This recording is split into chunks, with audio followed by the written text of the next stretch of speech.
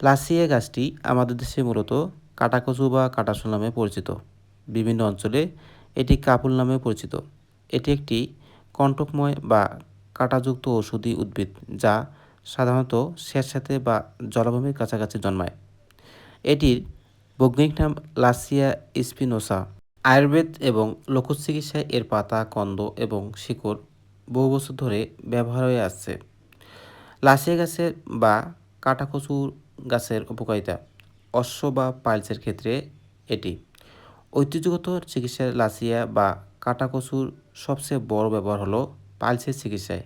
এর কন্দ এবং পাতা পাইলসের রক্তপাত ও ফোলা কমাতে দারুণ সাহায্য করে। কোষ্ঠকাঠিন্য ও হজমজনিত সমস্যা এই গাছ। এই উদ্ভিদে প্রচুর পরিমাণে ডায়েটারি ফাইবার বা আঁশ থাকে।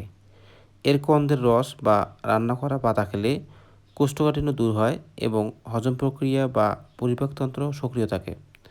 বাত ও জয়েন্টের ব্যথার ক্ষেত্রে এই লাসিয়া গাছের উপকারিতা। লাসিয়া গাছের পাতায় শক্তিশালী প্রদাহবিরোধী এবং ব্যথানাশক উপাদান রয়েছে। এটি বাতের ব্যথা, পেশির টান এবং জয়েন্টের ফোলাভাব কমাতে সাহায্য করে।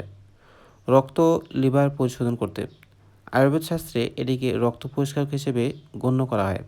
এটি শরীর থেকে ক্ষতিকর টক্সিন বা বর্জ্য বের করে দিতে সাহায্য করে এবং লিভারের কার্যক্ষমতা উন্নত করে। অ্যান্টিঅক্সিডেন্ট ও রোগ প্রতিরোধ ক্ষমতা বৃদ্ধি করতে এর পাতা ও কাণ্ডে প্রচুর পরিমাণে ফ্লাভোনয়েড এবং পলিফেনল থাকে যা শরীরের কোষগুলোকে ক্ষতিকর ফ্রি রেডিকেল থেকে রক্ষা করে এবং রোগ প্রতিরোধ ক্ষমতা বাড়ায়।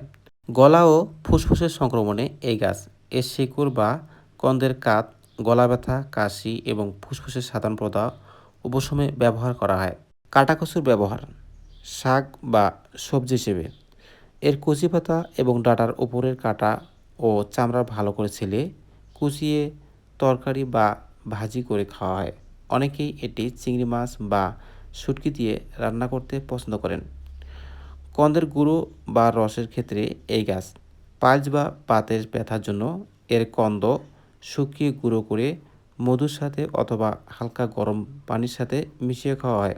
বাহ্যিক প্রলেপ হিসেবে এই গাছ ফোলাস্থান বা বাতের ব্যথায় বা এর জায়গায় এর তাজা পাতা বেটে হালকা গরম করে প্রলেপ দেওয়া হয়।